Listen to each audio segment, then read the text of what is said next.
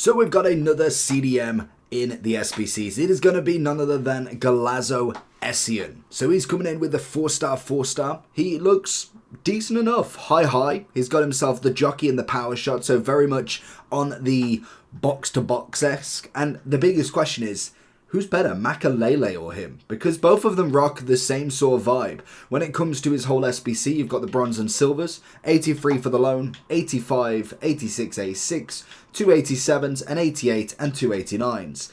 So really not that bad in itself. When we look at someone like a Makalele, he's 91 as well, quick step with the bruiser, and he's coming in probably a little bit cheaper. He's got less, I think he's got what, one less 87, it's an 86 instead, and you've got an 83 and an 85 the same, so it's around the same sort of level. Obviously you've got, I think what, you got the 85, 286s, so you've gained 187, 186 for Essien. I'm interested to see what this actually comes in at. I really don't think it'll be that bad. With the prices of what we've been seeing already, it could be really cheap. Then we look at, in terms of the difference. We've only got a 1 upgrade, unfortunately. He has gone from, literally a 4-4 to a 4-4. Jockey and aerial instead, so that is something to always consider, depending on what you want. In terms of pricing, I don't think 860, is that already? That was quick. What are we on? 3 minutes. That's probably the quickest I've ever seen an SPC load. That's, oh, I suppose they're doing the AI thing now. I was going to say, I was like, that is incredible. So we have got the 88, 89, 86, 85, 91, 91. So pretty standard across the board there. If I was to go for a chemistry style for him, you could go with the anchor, I suppose. That would be quite a decent one. Everything keeps him controlled on the acceleration type. The anchor would give him 92 defense, 96 defending, and 96 physical. I mean, it's not a bad card. Let's jump into him anyway, see what he can do. Now, the one thing that I'm interested in is they've done this with quite a few CDMs now, where they've just absolutely raised the shooting that they've got. So it's interesting to see what they can actually do as a box-to-box, because the one thing I always found with DMs was their agility, their balance was just absolutely shot, which meant they weren't necessarily the most fluent at running with the ball. And that's not necessarily the total job for a DM, but it most definitely helps, doesn't it? Like, you've got to be able to run with the ball a little bit to be able to be considered a DM. We're going to get him in here. Ooh, see, this is it. This is the bit where he struggles with. And granted, I don't want him always here. Manages to pick it out, though. I will give him that. But that's kind of the whole point of it. Have we got any free kicks with him? I don't think we will do. Essien wasn't known for... Oh my god, it's always the lowest. 92, 68, yeah. So he's pretty much on that low end. I kind of want to see his power shot, though, to be honest. That's what I really want to come for here. Here we go. Turn and get that power shot. Sometimes you've got to hit an ope. Good takeout. Essien's going to drive a little bit. And this is where the difference is. For instance, someone like a Putellas, who is very much more of a box-to-box. She was never really considered more of a DM. So that's going to have a big one. That's got to be a power shot. Oh, see, that's where I want him. Edge of the box. Kind of like that Zidane role, to be honest. That's kind of where I think he's really going to be the most powerful for his shots. Other than that, I don't really shoot with a centre mid. Like, when I'm kind of thinking when my centre mid scores, it is totally random. It's not like I'm pushing them forward. It's not as if they're kind of scoring every game. It very much is just an as and when it happens. Sometimes they just manage to get themselves in. They're just in the box. Maybe they've took one step too much and it's managed they're inside the penalty spot, and that's it. Whereas when it comes to trying to make them score, that is the hardest bit, because they don't just naturally get in front of goal. Like, they have to go through a whole process, and most definitely if you're not trying to push them up there, they won't do, because naturally they're a centre mid. The whole point of having strikers is for them to score.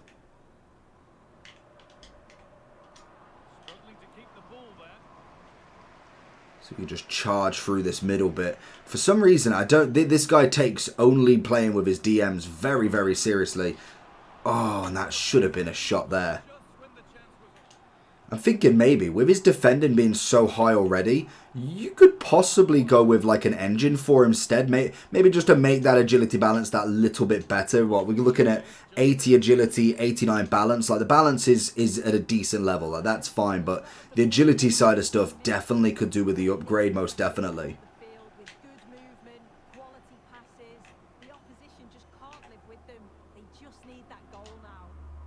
Gonna watch him try and go for him. The Jockey Plus as well. I'm a big fan of the Jockey Plus.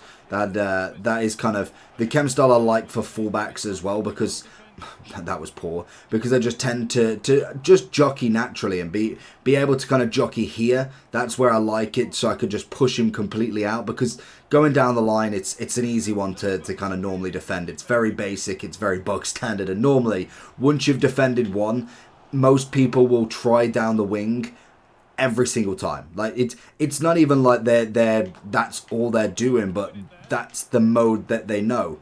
Get the tackle on Mbappe. Oh my god, Mbappe just running through like nothing. He's gonna go for that pass. No, he's gonna try and wait.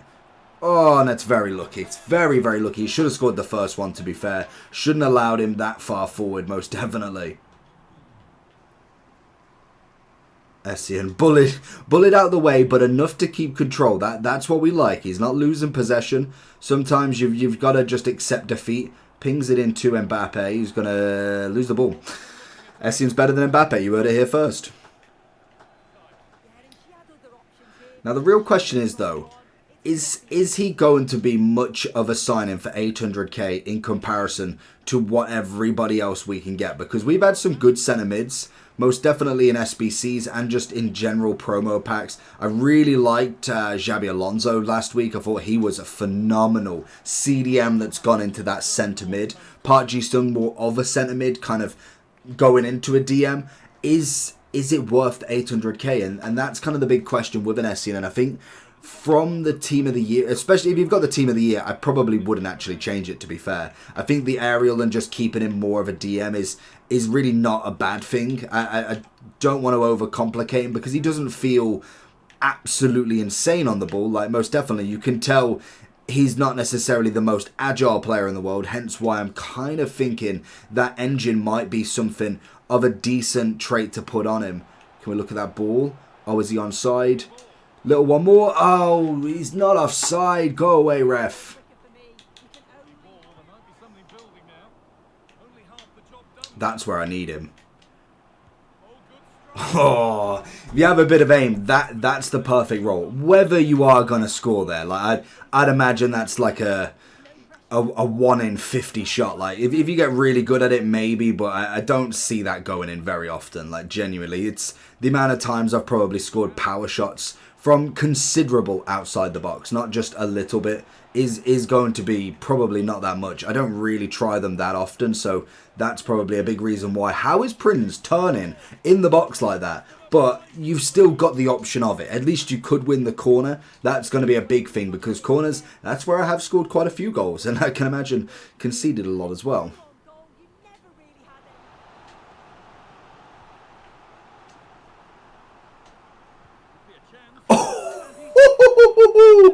Essien bringing it back though. What a finish. Not even a power shot, just an outright volley. Good defending, keeps it as well. Very, very nice. Playing a little bit of a right back role as well there. Oh, and there it is. There it is. So then, is he worth it? The price, we're looking at 865. I mean, how much was Makalele? Because that's the kind of biggest comparison for an SBC that we've got at the moment. So obviously he's coming in at 865, 870. Makalele is at 674. It depends what you're going for, because I think he's still a box-to-box. Box-to-box. He's still a DM, definitely. I like his going forward. He manages to push a little bit, but realistically, his dribbling is not good enough to be a box-to-box like a Bellingham, like how a lot of the centre mids kind of come in with it. If we look at someone like the Golazo, I think Xabi Alonso did it really well, but even so, I think his passing and dribbling really was already at that top end. It's the defending and physical that have kind of came up. Whereas Essien, it's the other way around. His defending physical was really good at the base. Now it's the dribbling pace and passing that is starting to meet them requirements as well.